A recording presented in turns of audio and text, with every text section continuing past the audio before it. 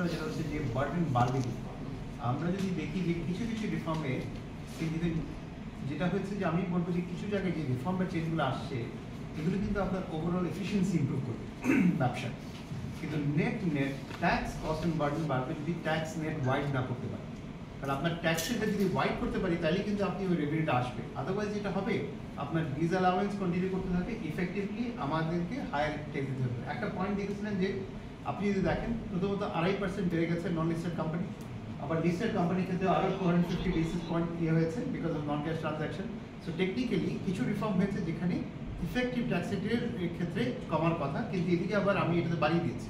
So net আমরা এখন এত সময় পাইনি বাই ইন্ডাস্ট্রি করার জন্য, we will do it, but আমাদের যে back of the envelope calculation আমাকে বলে যে it will be same if not worse, and most likely it will actually impact us worse.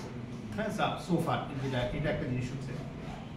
Second আপনার যে কোয়েশ্চেন হচ্ছে, সরি অনেকগুলো প্রশ্ন ছিল আপনার, আমার নোট ডাউন করা উচিত ছিল। আচ্ছা ওই যে এমএফটিতে ধরেন এটার অ্যাকচুয়ালি রাইট আনসারটা দেওয়া উচিত ফাইন্যান্স অ্যাডভাইজার এবং গভর্নমেন্ট, আমার না। হ্যাঁ, কারণ আমি শিওর ওনাদের অনেক ইনপুট আছে যেটা আমার ভিজিবিলিটি নাই। দিনের শেষে আই থিঙ্ক রিয়ালিটি যেটা আমাদের পাস্ট প্রেসিডেন্ট নাসির সাহেব বললেন যে একটা জিনিস তো রিয়ালিটি আছে যে আমাদের একটা অনেক প্রেশার আছে, একটা বড় রেভিনিউ কালেক্ট করতে হবে। আমরা কিন্তু align with the revenue collection fundamentally যেই জায়গায় আমাদের যেটা আমরা একটা বেভারেজের এক্সাম্পল দিলাম, বাই ইনক্রিজিং ট্যাক্স রেট আপনি রেভিনিউ কালেকশন বাড়বে এবং আপনাকে আমি ইন্ডাস্ট্রি বাই ইন্ডাস্ট্রি অ্যানালাইসিস দিতে পারি। আপনি যদি দেখেন ইনক্রিজিং ট্যাক্স রেট বেভারেজের একটা এক্সাম্পল, আপনাকে টোব্যাকোর একটা দেখতে পারি এবং আমি জানি যে টোব্যাকোতে হিউজ ট্যাক্স আছে এবং আপনি এবার দেখবেন টোব্যাকোতে কী অবস্থা হয়। আপনারা ফাইন্যান্সিয়াল রিপোর্ট দেখলেই বুঝতে পারবেন যে ইন্ডাস্ট্রি কী অবস্থা এবং এই টোব্যাকোর আরও বাড়বে মুভিং ফরওয়ার্ড। ওটা হবে baby food, Nestle will get impacted. আপনারা এফএমসিজিতে এই Mariko, Reckitt Benckiser, Unilever will get impacted. আপনারা দেখবেন effective tax rate for all these companies have moved up. So honestly, compliant কোম্পানির উপর tax বাড়েন, and that's the point যেটা নাসির বললেন, handi in the zoo. So আপনাদের একটা ইংরেজি পেপারে আমি একটা বলি, একটা পড়েছিলাম আমি, and I think that was the best expression that when we translate rhetorics to reform, that's when we'll see change. আপনি বুঝতে পারছেন আমার এটা বুঝতে পারবেন, আমি পেপারটা বলবো না, but I thought it was a wonderful articulation. কারণ আমি হয়তো মনে একটা বলি কিন্তু অ্যাকচুয়াল এক্সিকিউশন যদি না করি, আর ফান্ডামেন্টালি যেটা আমি অনেকই বলেছিলাম যে এই পুরো জিনিসটা কারণ ট্যাক্স বাড়বে, বাট রিয়ালিটি হচ্ছে কি আমাদের তো কালেক্ট করতে হবে। এটা ইন্ডিয়ান সার্ভিসের কথা হচ্ছে উনিও আন্ডার বাড়তে হবে, কিন্তু কোয়েশ্চেন হচ্ছে আমার এখানে আপনি একটু বলেন যে আমরা কীভাবে ট্যাক্স রেট বাড়াচ্ছি। Do you have any idea on the budget? No. In fact, I can give you main examples, the tax net baranor, concrete example like. Second is, in fact, the effective measure is that employment is getting at risk. Employment generation already komche এবং আরো risk আছে। আপনি very simply বলবেন যে একটা example যেটা দিলেন of advance income 0.25 থেকে 1%, ছোট একটা এক্সাম্পল দিই। হ্যাঁ, যে এটা হচ্ছে আমাদের লেটস আমি আমার ইউনিলিভার একটা এক্সাম্পল দিই, আমার 125টা ডিস্ট্রিবিউটর আছে, একটা কোম্পানি কিন্তু 125টা ডিস্ট্রিবিউটর, একই যে নেসলেরও আছে, ম্যারিকোরও আছে, বার্জারও আছে, আমাদের ম্যানুফ্যাকচারিং এবং কোম্পানি।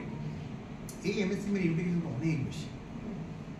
এরা কি করবে এবং আমার রিয়েল চ্যালেঞ্জ হচ্ছে আমাদের, বিকজ ওরা আমাদের সাথে কাজ করে, আমরা ওদেরকে বলি যে they have to declare delivery income, ওরা এখন বলবে যে আমার সাথে বাকিরা করছেন। সো ইন রিয়ালিটি এই কস্ট প্রেশার এখন দিনের শেষে ও বলবে আমি পারছি না, তো বলবে আমি এখন ব্যবসা বন্ধ করে দেবো, তো এটা কস্টে কে দিবে, আইদার ওন ডিস্ট্রিবিউটর দিবে অথবা আমাকে দিতে হবে। নেট পেমেন্ট কী করবে, it will end up getting into consumer, so which will lead to the second point আমি বলছি ইন টেমিং দ্য ইনফ্লেশন। আপনি কীভাবে ইনফ্লেশন টেম করবেন, আর এই দুটোর এগেনস্টে যদি ওয়াইডেন না করি।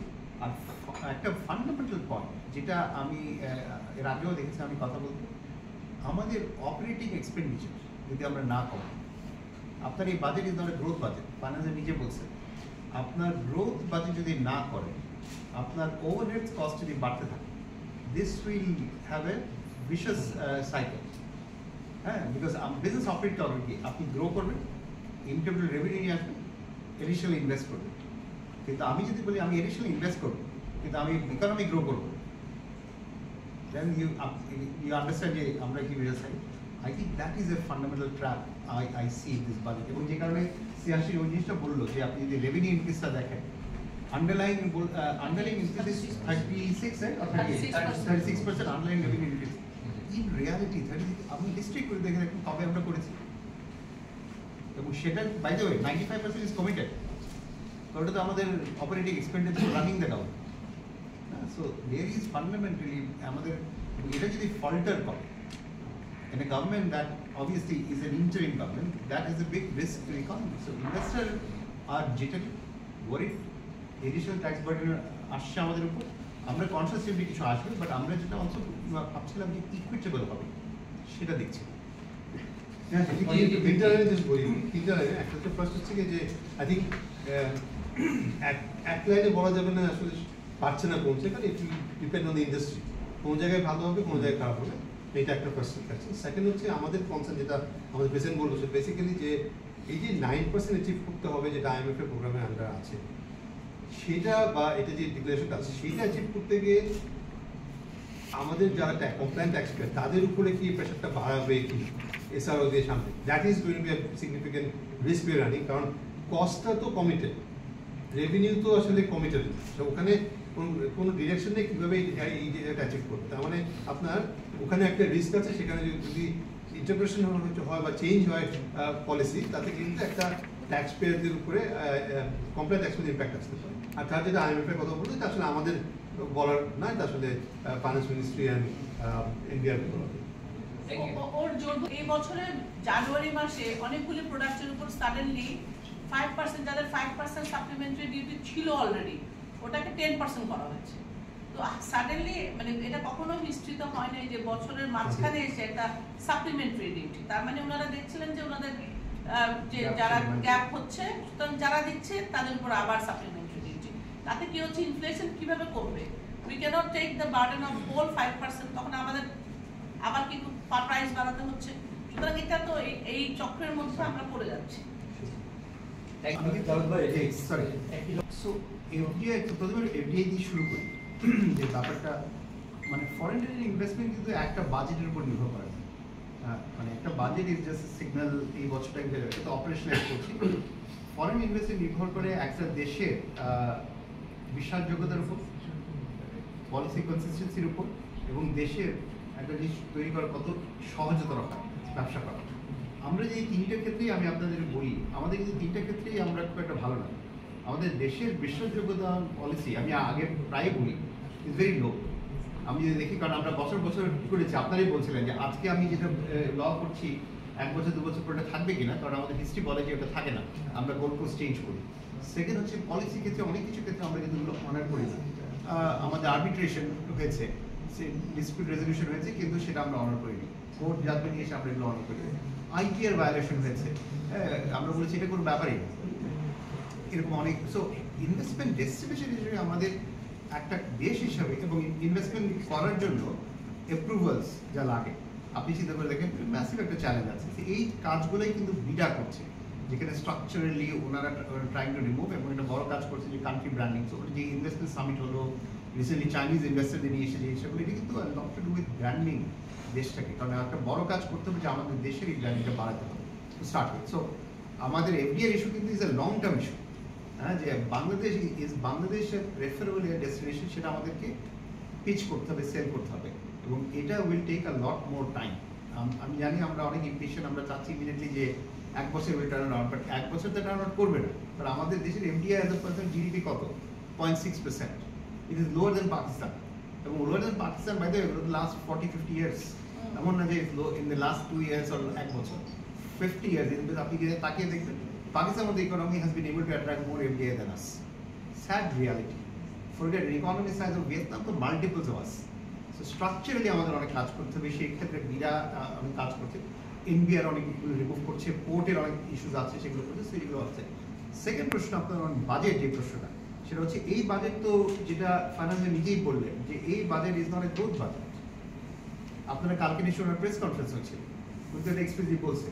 সো আপনি এখন আমাকেই বলেন, আপনি যদি বলেন যে এই budget will not trigger economic growth, আপনি কি ইনভেস্ট করবেন? Why would a new company come in and আপনি বলতেছেন ভাই এই budget I don't want to grow, আমি ফান্ডামেন্টাল স্ট্রাকচার, তো আমি বলবো ঠিক আছে আপনি ঠিক করেন, I will wait because an investor যখন ইনভেস্ট করে ও কিন্তু ইনভেস্ট করে for next 50 years. আমি গত বছর ইউনিলিভার 250 কোটি টাকা ইনভেস্ট করেছি। 250 কোটি টাকা আমি গত বছর ইনভেস্ট করেছি for next 50 years. বিকজ আমি জানি ইউনিলিভার আর বাংলাদেশে উইল হ্যাভ চ্যালেঞ্জ বাট আমরা করব। কিন্তু আবার আমি তো অলরেডি এখানে ছিলাম বলে আমি ইনভেস্ট করেছি, কিন্তু একটা নতুন investor will wait for it. So I don't think এই budget will give us any confidence investor accelerate করার জন্য রাইট নাও। কিছু কিছু গুড রিফর্মস আসছে, এগুলো এক বছর মানে আমার ধারণা উইল গিভ কনফিডেন্স। এই রিফর্মগুলো আসছে ওগুলো যদি আমরা এক্সিকিউশন করি, এবং যেমন এইওর কথা বলা হয়েছে, এইও ফ্যান্টাস্টিক কনসেপ্ট, একটু খোঁজ করে দেখবেন এক্সিকিউশন কি হচ্ছে। as Unilever Bangladesh, we are one of the recipients of EU, but Berger is one of the recipients of EU. একটু খোঁজ করে দেখবেন এইওর এক্সিকিউশন কি হচ্ছে। আমি যথেষ্ট বললাম, কারণ আমি এটা separately I will pick up India চেয়ারম্যানের সাথে, কারণ there is operation hassles. So as an investor এখনো আমাদের বহু দূর যেতে পারে। ট্যাক্স রেটের ব্যাপারটা আমরা আগেই বললাম যে ট্যাক্স রেটের এই বাজেট যথেষ্ট নির্দেশনা নেই। ইনফ্যাক্ট আমাদের পাস্ট প্রেসিডেন্ট একটা জিনিস বললেন, আপনি যদি দেখেন এখন আপনার পিএসআর লাগবে না ফর ক্রেডিট কার্ড, রাইট? মানে কি ক্রেডিট কার্ডে আপনি যদি দেখেন এক্সপেন্ডিচার, ক্রেডিট কার্ড তার কাছে আছে, তার নিশ্চয়ই ইনকাম আছে। 5 লাখ টাকা তো হচ্ছে। হ্যাঁ হ্যাঁ, পাশে মানে there is some limit will be drawn. তার মানে কি ট্যাক্সের বাড়ানোর যে let's say that is an initiative আপনার, এটা যদি উইথড্র করেন তা আপনি তো এটা কাউন্টার মেজার নিন। তা আমি আপনি যদি বাজেট পড়ে সোফার পরে আমি অনারেবল ফাইন্যান্স অ্যাডভাইজারের স্পিচটা পড়েছি, সেটাতেও আমি কিছু দেখিনি কমপ্লিট, যথেষ্ট ইয়া করেছি এবং যথেষ্ট রিপোর্ট অ্যানালাইজ করে আমি দেখিনি ট্যাক্স নেয়। সো এই কনফিডেন্স এখন আসেনি, আই এম স্টিল ওয়েটিং, কারণ এনবিআর চেয়ারম্যানের সাথে এই জিনিসটা আছে। আই হোপ আই এম রং, আমার চেয়ে বেশি কিছু হবে না, আমার ধারণা আমাদের বেশি কিছু হবে যে কি আর রং যদি এক্সিকিউট করতে পারে অপারেশনালি, কারণ এখন দ্যাট ইজ দ্য ওয়ারি। এবং ফান্ডামেন্টাল ওয়ারিটা কি 38% ইনক্রিজ হবে প্রয়োজন, খরচ ইজ কমিটেড, কিন্তু there is no road map of tax net increase. তার মানে কোথা থেকে আসবে? কম্বাইন ইয়ার থেকে আসবে। আর আপনার থার্ড কোয়েশ্চেনটা ছিল অনেক কোম্পানি আছে যারা আপনার নন কম্পারেটিভ আছে। সো এই ব্যাপারটা sir do you want to add? আমরা ইন্ডিয়ান চেয়ারম্যানকে সাথে ইনপুট দিয়েছিলাম তখন, জানেন why don't you give example? Thank you very much আপা। আসলে ধরেন ফিকি তো আসলে আপনার একটা চেম্বার, হ্যাঁ, তার কাছে তো ধরেন আর এনবিআর এর স্ট্যাটিস্টিক্স তো অ্যাভেলেবল নাই যে কে ফাঁকি দিচ্ছে কে ফাঁকি দিচ্ছে না। তো আমরা শুধু বলতে পারি যে ধরেন আমাদের কোম্পানি যারা আছে তাদের মার্কেট শেয়ারটা কেমন বাজারে এবং তারা কতটুকু কন্ট্রিবিউট করে। ধরেন একটা বাজার যদি হয় 10,000 কোটি টাকার রেভিনিউ, মানে একটা সেগমেন্ট 10,000 কোটি টাকার রেভিনিউর মধ্যে আমার কোনো কোম্পানি যদি ধরেন 700 কোটি টাকার ব্যবসা করে, মানে 7% মার্কেট শেয়ার থাকে, এই কোম্পানি যদি ধরেন 350 কোটি টাকা ভ্যাট দেয়, তাহলে আমরা ধরে নিতে পারি যে হ্যাঁ ভাই দেখেন 10,000 কোটি টাকার মার্কেটে কত টাকা ভ্যাট হওয়া উচিত। এটা একটা সিমুলেশন বলতে পারেন যে আমি দিয়ে তো তাহলে আপনি আর কত পাওয়ার কথা ছিল। আমরা এই তথ্যপত্র এই গত 1 মাস আগে চেয়ারম্যান সাহেবকে দিয়েছি যে আমরা এতটুকু দিচ্ছি, এতটুকু মার্কেট শেয়ার থাকতে আপনি কি বাকিদের কাছ থেকে এটা আদায় করতে পারছেন কিনা। এটা ফিকি মেম্বারদের ডাটা, এটা আমরা কোনো জায়গা থেকে কপি পেস্ট করে নিই, কারণ ওই ডাটা তো আমাদের কাছে নাই। এটা আসলে ডাটা আছে এনবিআর এর স্ট্যাটিস্টিক্স ডিপার্টমেন্টে বা সিআইসি তে, তাদের এটা খুঁজে বের করা ব্যাপার। এটা আসলে আমরা আমাদের কতটুকু কন্ট্রিবিউশন সেটা দিতে পারবো, সেটাই একটু বলো।